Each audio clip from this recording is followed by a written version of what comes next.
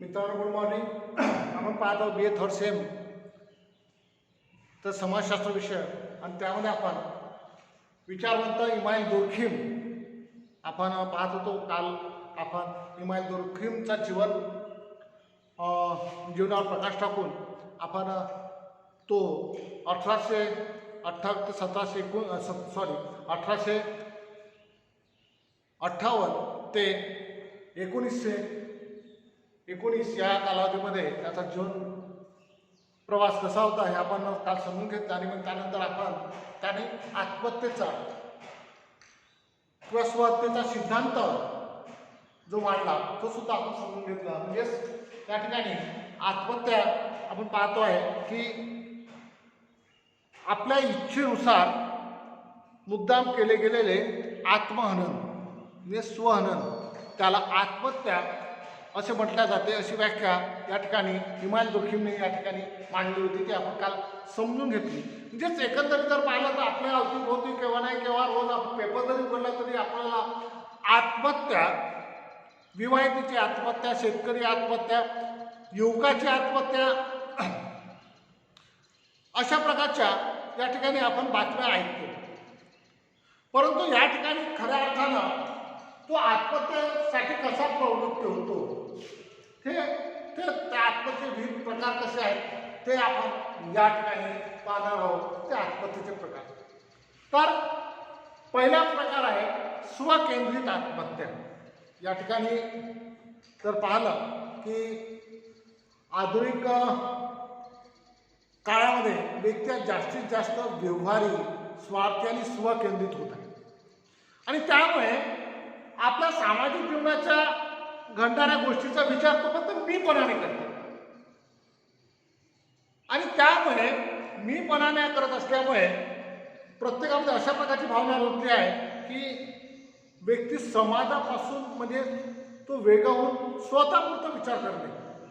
म्हणजेच आपण स्वतःला समाजापासून वेगळं समजून मी आणि माझं अशा प्रकारची भावना ज्याच्यामध्ये जर निर्माण होते तेव्हा त्याचा वेगळा परिणाम आपल्याला दिसून येते. म्हणजे या ठिकाणी केवळ तो स्वतःच्या संदर्भाचा विचार करून आत्मकेंद्रित बनत जातो. म्हणजेच तो मी आणि आमचं जसं आपण आपल्या याचा विचार करतो, मी आणि आमचं कुटुंब, मी आणि आमचं गाव असा जर विचार केला तर आपण सगळ्या संदर्भात हे करू शकतो. परंतु तो फक्त स्वकेंद्रित मी आणि माझं एवढ्या पुरतं जेव्हा तो त्याच्यामध्ये तो आत्मकेंद्रित होतो आणि हीच भावना किंवा परिस्थिती व्यक्तीस आत्महत्या करण्यास प्रवृत्त करते. आणि म्हणून त्याला ती स्वकेंद्रित आत्महत्या जर म्हटलं.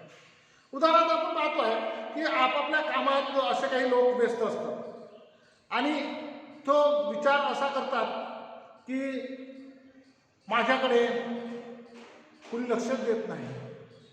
म्हणजेच तो जेव्हा समाजातील इतर लोक आपापल्या कामात व्यस्त असताना त्याला असं वाटते, तो मनामध्ये विचार करतो की जसं आपल्या कुटुंबामध्ये सुद्धा इतर सगळे सदस्य जर आपापल्या कामात जर व्यस्त असेल आणि एखादी जर कामात काम करत असेल तेव्हा इतरांना ती वेळ नसते प्रत्येक गोष्टीकडे त्याच्याकडे लक्ष द्यायला.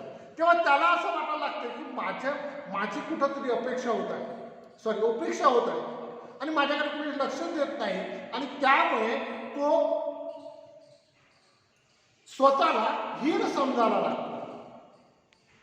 म्हणजेच या ठिकाणी जर पाहिलं आपण की तो स्वतः अंतर्मुख होतो आणि त्याच्या स्वकेंद्रिततेचे स्वरूप म्हणजे त्याचं प्रमाण, त्याची वृत्तीचे प्रमाण असं वाढत जाते. आणि मग त्याला असं वाटते की मी समाजापासून आता वेगळं जर झालोच तर मग त्या ठिकाणी मला माझी कोणाला आवश्यकताच नाही, मग मी जगून काय करू. म्हणजेच या ठिकाणी आपण पाहतो आहे की तो स्वतःला इतरापासून संपूर्ण प्रत्येक बाबतीतून वेगळं करण्याचा तो प्रयत्न करतो. आणि याच्यातूनच त्याची प्रवृत्ती ती आत्महत्येकडे प्रेरित करण्याचा प्रयत्न त्या ठिकाणी होत आहे. म्हणजेच ती स्वकेंद्रित आहे. म्हणजे त्यालाच फक्त वाटते बाकी कोणी उपेक्षा करत नाही, सगळे त्याच्याकडे लक्ष देतात, सगळे त्याला समजून घेतात. फक्त तो त्याची प्रवृत्ती मात्र ती तशा प्रकारची डेव्हलप होते की नाही, माझ्याकडे कोणी लक्ष देतच नाही, माझ्याकडे मला कोणी विचारतच नाही. आपण आपल्या कुटुंबामध्ये पहा किंवा समाजात पहा, आणि अशा प्रकारच्या काही कालावधीमध्ये ते व्यक्ती एकलकोंडी सुद्धा होतात, आपण आपल्याला दिसते.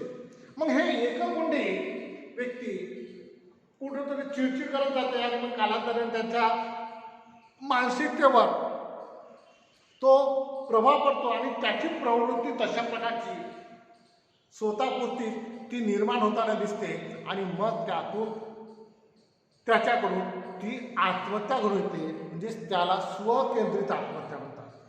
आता या ठिकाणी ही स्वकेंद्रित आत्महत्या आपण आपल्या समाज व्यवस्थेमध्ये अनेक ठिकाणी आपण पाहतो. मग या ठिकाणी कुठं आपण पाहतो आहे जे अविवाहित आहे किंवा परित्यक्त आहे, अशा यामध्ये हे प्रमाण जास्त आहे स्वकेंद्रितमध्ये.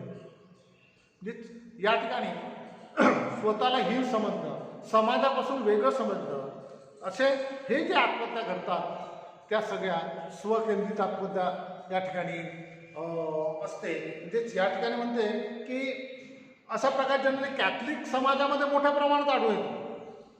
म्हणजे कॅथलिक पंथाच्या लोकांमध्ये सामूहिक भावना अधिक असते आणि त्यांच्यात आत्महत्येचं प्रमाण कमी असते. मात्र त्याचं हिवाळ्यापेक्षा उन्हाळ्यामध्ये सामाजिक संपर्क त्यांचा कमी होतो आणि त्यामुळे त्या ठिकाणी त्यांच्यामध्ये या कालावधीमध्ये आत्महत्या वाढत असल्याचं सुद्धा या ठिकाणी म्हटलं. म्हणजे अशा वेगवेगळ्या परिस्थितीनुसार सुद्धा अशा प्रकारच्या आत्महत्या होताना आपल्याला दिसते. म्हणजे ज्यावेळी त्यांच्यात सामूहिक भावना जास्त असते आणि वैयक्तिक गोष्टींना जेव्हा बाजूला सारून सामाजिक आणि सामूहिक कार्यामध्ये सहभागी होतात तेव्हा ते प्रमाण कमी असते. मात्र ज्यावेळेस सामाजिक एकीकरण वाढते आणि काही वेगवेगळ्या कारणामुळे लोक वेगवेगळ्या ठिकाणी जातात तेव्हा मात्र त्या ठिकाणी अशा आत्महत्येचं प्रमाण वाढताना आपल्याला दिसते आहे.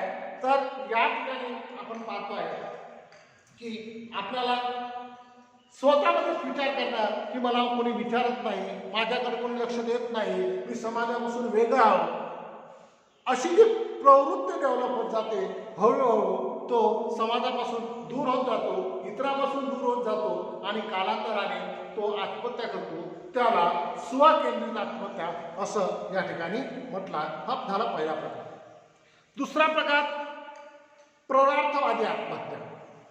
आता प्ररार्थवादी आत्महत्या म्हणजे आपण जर पाहतोय की त्या ठिकाणी व्यक्ती समाज आणि समूहामध्ये एवढा मिसळून जातो की व्यक्तीला समाज आणि समूहामध्ये एकरूप होऊन जातो आणि त्यामुळे तो एक फक्त समूहाचा सदस्य म्हणूनच जीवन जगत असतो.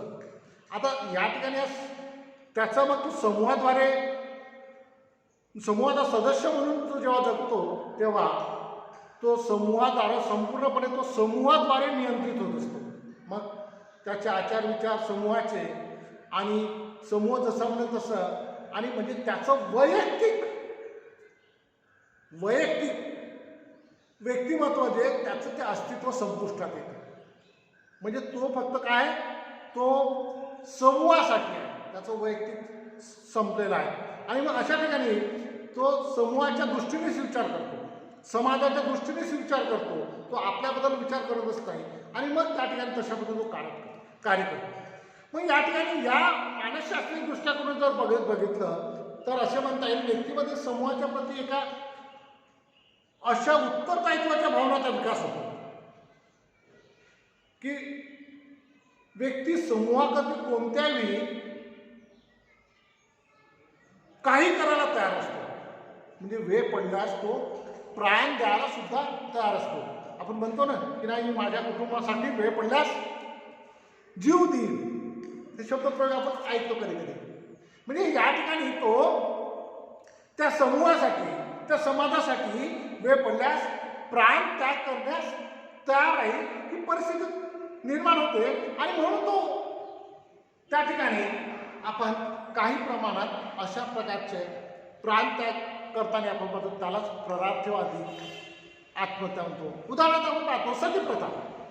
भारतामध्ये आज कालबाह्य झाली, पण ही सती प्रथा म्हणजे काय, परार्थवादी आत्महत्येचा एक प्रकार आहे. सुरुवात जपानमध्ये हराकिरी ची प्रथा परार्थवादी आत्महत्या होती. म्हणजे आपण पाहतो की सती प्रथा काय होती. सती प्रथा म्हणजेच एखाद्या पती मेल्यानंतर त्या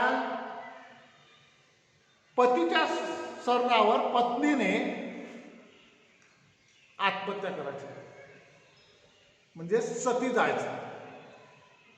म्हणजेच तेव्हा एवढं पतीचं पत्नीचं प्रेम राहायचं का, आता नाही असं आहे का?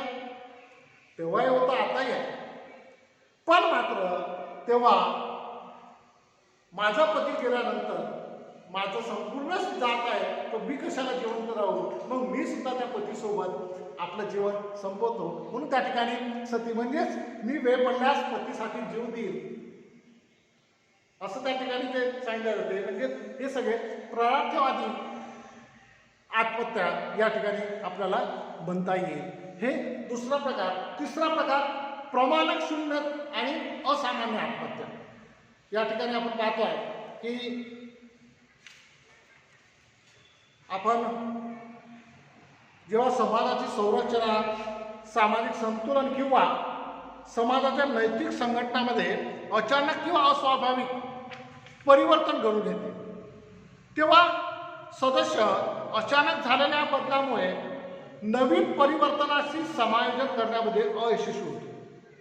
आणि मग तेव्हा त्याला तो आर्थिक, मानसिक अशा प्रकारची अशांतता त्यांच्यामध्ये निर्माण होते. म्हणजे तो अनुभव प्राप्त करतो आणि यातूनच मुक्ती मिळवण्यासाठी व्यक्ती आत्महत्या करण्यास प्रवृत्त होतो. आपण अनेक ठिकाणी पाहतो की प्रामुख्याने कौटुंबिक कार्यामध्ये असलेल्या व्यक्ती अधिक प्रमाणात अशा प्रकारच्या आत्महत्या करतात.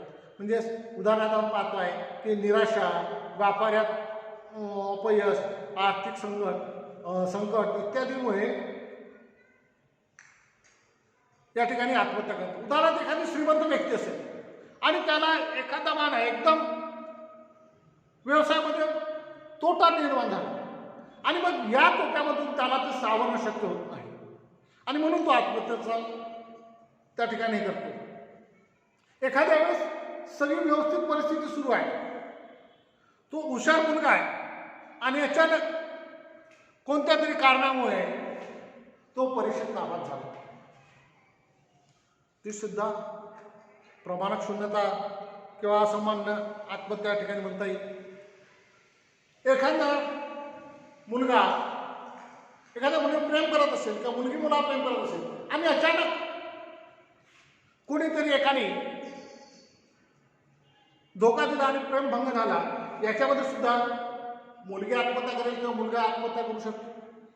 म्हणजेच या ठिकाणी आपण पाहतो आहे एखाद्या नोकरीमध्ये कोणता तरी काही घटना घडली, त्याच्यामध्ये त्याला निराशा प्राप्त झाली, अशा सुद्धा तो तशा प्रकारची आत्महत्या या ठिकाणी करत असतो. म्हणजे आपण पाहतो आहे की कोणत्याही गोष्टीमध्ये आकस्मिक घटना घडली आणि त्याच्यातून तो सावरणं शक्य होत नाही, मग अशा अवस्थामध्ये तो विवेकशून्य होतो आणि मग जेव्हा विवेकशून्य होतो तेव्हा त्याचा तो आत्महत्येचा मार्ग अवलंबित असल्याचा आपल्याला या ठिकाणी दिसून येते. म्हणजेच त्या ठिकाणी दुर्खीमच्या मते आर्थिक संकटामध्ये व्यक्ती असंतुलित होणे आणि भ्रमिष्ठ होणे स्वाभाविकच आहे, परंतु अस्वाभाविक संपन्नतेमुळे असे काय होते, या संदर्भात उत्तर देताना दुर्खीम म्हणतो की सुरक्षिततेची भावना आणि उद्दिष्टाच्या दृष्टीने प्रगती केवळ साधनावर पुरेसे नियंत्रण ठेवण्यावरच अवलंबून नाही, तर उद्दिष्ट किंवा साधनांच्या स्पष्टतेवर देखील निर्भर असते. आणि म्हणून जेव्हा आकस्मिकपणे व्यक्तीला धनाची प्राप्ती होते तेव्हा त्याच्याकरता जगातील प्रत्येक वस्तू या गोष्ट शक्य वाटू लागते. आणि त्या इच्छा या आनंद होतात. आणि जर व्यक्तीला आनंद प्राप्त करायचा असेल तर आपल्या इच्छा मर्यादित सुद्धा ठेवणं आवश्यक आहे, पण स्वतः त्या पद्धतीने नियमाने सुद्धा राहिले पाहिजे. मात्र त्यासाठी तो नियमाचा त्याच्याकडून नियमाचा भंग होतो आणि कालांतराने त्या नियमाचा भंग झाल्यामुळे त्याच्याकडून ती आत्महत्या घडून येते. अशा प्रकारचं दुर्दैव म्हणतो. म्हणजेच या ठिकाणी या तीनही व्याख्या म्हणजे कशा पद्धतीने व्यक्ती त्यासाठी प्रेरित होतो हे या तिन्ही आत्महत्ये आपण पाहिलं. एक प्रारब्धवादी आत्महत्या, त्यानंतर विवेकशून्य किंवा प्रमाणक शून्य आत्महत्या, आणि आपण या ठिकाणी सर्वात अगोदर या ठिकाणी आपण आत्महत्याचे प्रकार समजून घेताना या ठिकाणी 3 प्रकारांमध्ये आपण स्वकेंद्रित आत्महत्या हे आपण या तिन्ही प्रकार या ठिकाणी समजून घेतले.